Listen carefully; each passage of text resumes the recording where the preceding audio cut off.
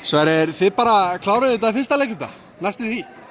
Já, ég ekki alveg sammála því, en mér fannst samt svona vörnin hjá okkur við vorum alltaf mikið á hælunum í fyrri hálfleik. Við erum að fá okkur 49 stig og við skorum 59 með minnir og sem náttúrulega bara nokkuð gott, en vörnin var bara léleg. Við vorum bara svona, menn voru bara svona hálfum hug í vörninni. Það var bara sama, þú veist, að ég rétt misti manni fram með mér og hérna í staðinn fyrir bara að leggja miklu meira á sig eins og við vorum búin að tala að gera og hérna þess vegna vorum héngu þeir svona lengi inn í leiknum.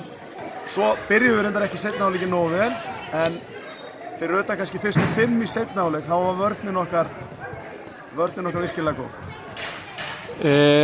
Já, nú að koma mjög löng pása. Hvernig áhrif hefur það á lið?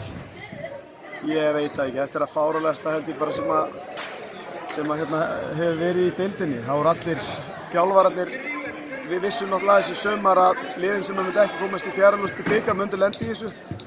Það var beðið að láta breytast en það var víst ekki hægt og þetta náttúrulega bara hálf skrítið og vont svona inn á miðju sísón að fara næstu í 4 vikna frí og þurfa að fara bara að spila æfingarleiki.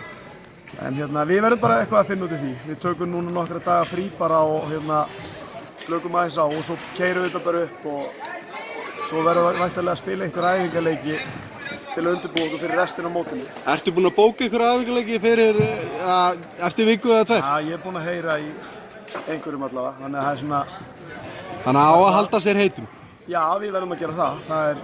Við verðum að koma á siglingu inn í síðustu leikina fyrir úrslitakeppni. Engin spurning. Takk fyrir þetta Sverrir og gangi ykkur vel. Takk fyrir.